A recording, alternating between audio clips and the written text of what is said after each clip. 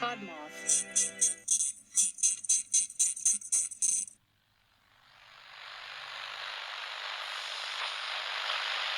Dans notre au quotidien, ces châtaignes.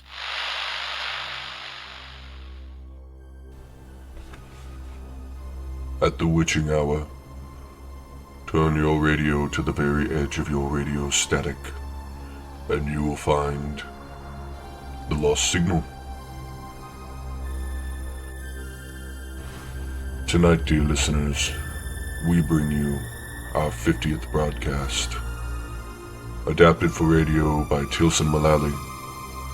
To kick off Poetic October, we have Edgar Allan Poe's The Cask of Amontillado.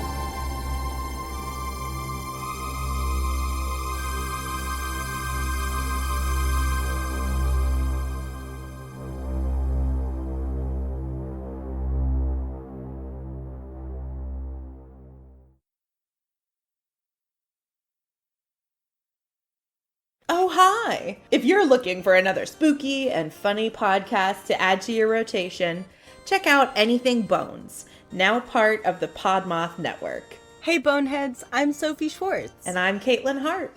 And we're the hosts of Anything Bones, the podcast where we talk about bones and bone-related topics. Soph, what are bone-related topics? Thank you for asking, Caitlin.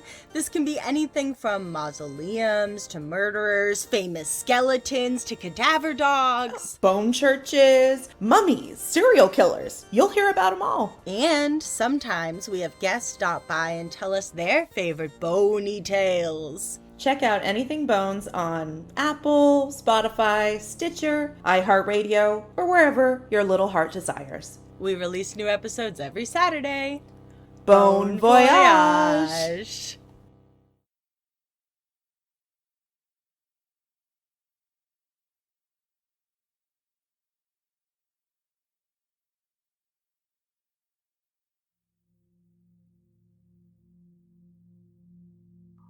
I have always been a patient man.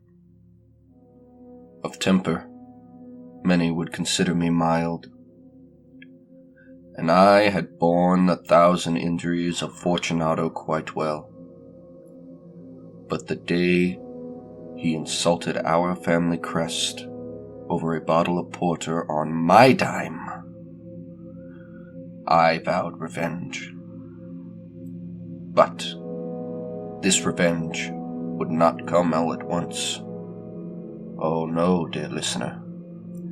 You who so very well know the nature of my soul should know that I did not even have a dalliance with such thoughts. I would be revenged at length. And the night my plan was to come together, Fortunato was none the wiser.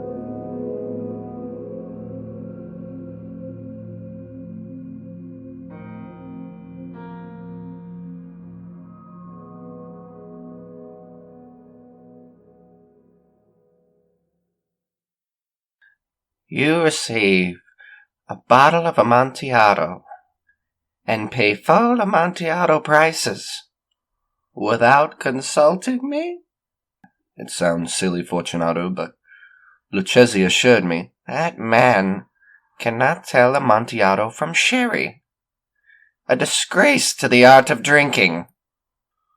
And yet some would say his taste can rival your own. I'm a sommelier. He is a rat dog.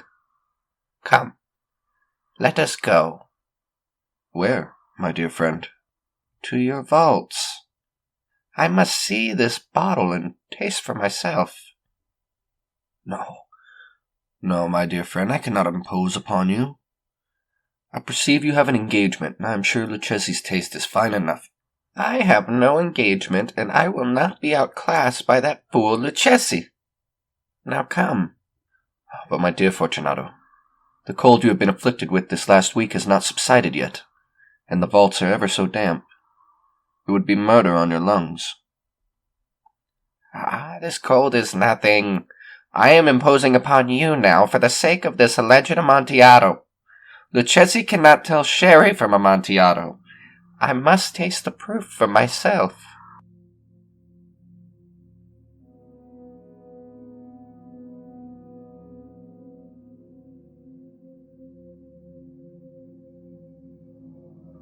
And so, at Fortunato's insistence, we clambered down the stone steps that led to my vaults. The door was old, and as we opened it, a creak shrieked from the old wood, echoing throughout my palazzo. And yet, nothing stirred. It was carnival season, and my dear servants were out celebrating. The only souls in the house were Fortunato and myself, and a starving rat or two. I took 2 flambeaux from the last sconce at the doorway and handed one to my unsteady Fortunato, keeping the other for myself.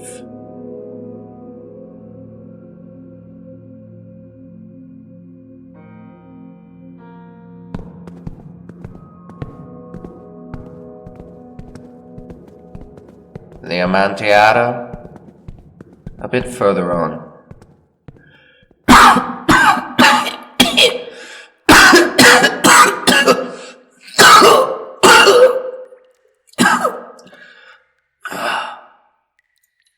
How long have you had that cough, dear friend? It's nothing. I'm fine. I'm fine. Come now, dear Fortunato. We must go back. The dampness is too much for you in this fragile state. Your health is precious. Such a rich and beloved man must take care of it. You are happy, as I once was. A man who would be missed. For me, it does not matter. Let us go back. I cannot be responsible if you fall deathly ill on my account. Besides, Lucchesi said, Enough! Enough! A cough will not kill me. True. I had not the intention of alarming you, my dear friend. But we must use all caution here.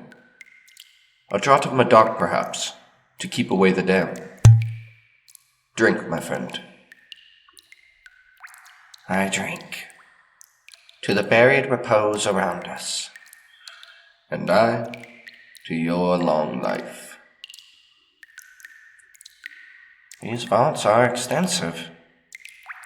The Montressors were a great and numerous family. Extensive vaults for extensive lands. I forget your crest. Ah, we talked of this some time ago. A huge human foot in a field of blue. It crushes a rampant serpent whose fangs are embedded in the heel. And the motto? Nemo me impune lasci. Ah, yes, I remember now. We talked over a draught of porter and you described it to me. Silly. How silly it is, huh? Now, the Amontillado? Still further on, dear friend.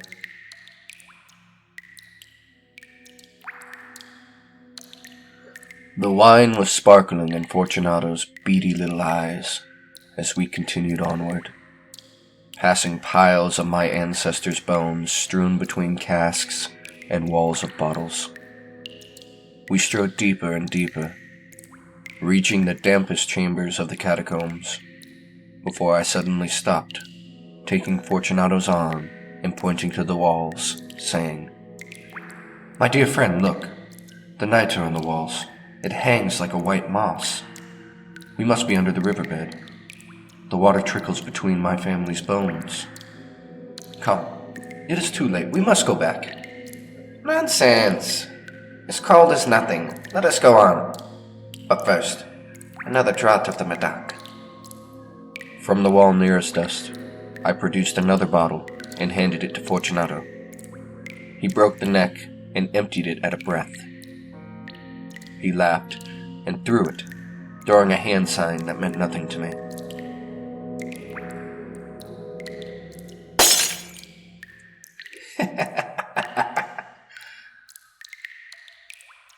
What is that obscene gesture? You do not know? I'm afraid not. Then you are not of the Brotherhood. The Brotherhood? The Masons. The Masons? I'm a Mason. You? Yes. A Mason? Yes. Impossible. It is not. Show me a sign. Here. A trowel? You jest, dear Montresor. But let us continue.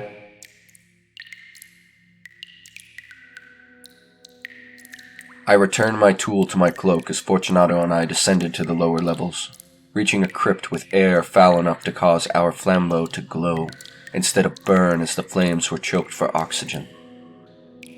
I led Fortunato to the end of this crypt, where appeared yet another, though this one was cramped and small. Its walls were lined with human remains piled to the ceilings, like the great catacombs of Paris. This crypt, little more than a 3-walled recess, was where I pointed Fortunato. What is that you point at, Montresor? I can see nothing in such dim light. It is there, dear Fortunato. Proceed and tell me if I've made a grand mistake. I'm curious to see if Lucchesi... He is an ignoramus. Where is this bottle, Montresor?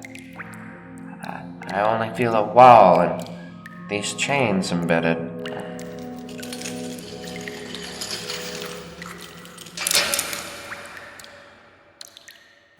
Montresor? Montresor? Why have you chained me in such a way?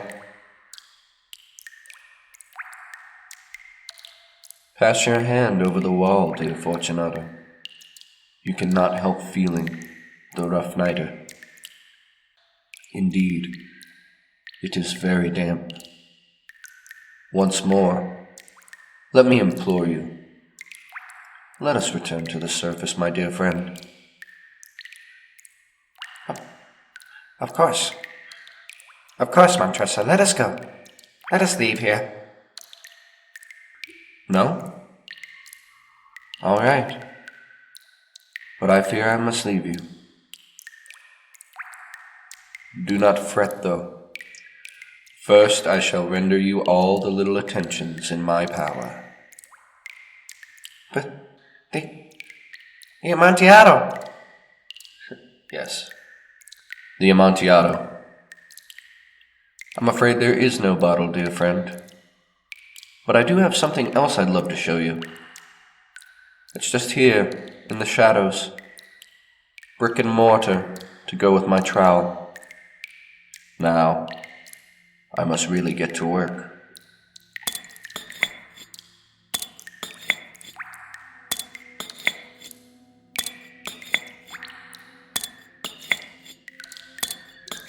I had scarcely laid the first layer of masonry when I realized Fortunato's inebriation was wearing off. A low and moaning cry from the shadows of the recess echoed out to me as I continued my work.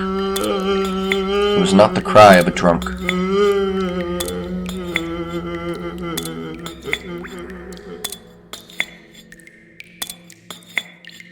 Then, it faded as I gradually built the wall higher and higher, being interrupted occasionally by a moan or the rattling of chains.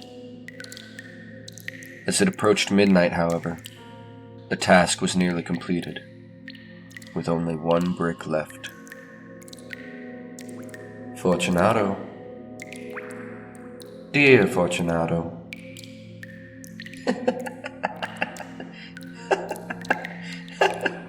Montresor, dear friend, what an excellent joke. A truly grand jest. We will have many laughs about this back at the palazzo, no? With the Amontillado? The Amontillado. Yes, the Amontillado. But Is it not late now, my friend? Will the guests not be waiting for us? My wife will be worried. Please, let us leave.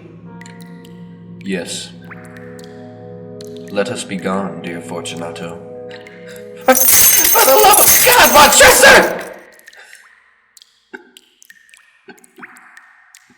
Yes. For the love of God. And I sealed him up tight.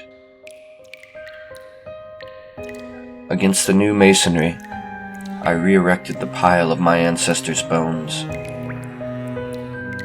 It hasn't been disturbed in half a century. In pace, requiescat.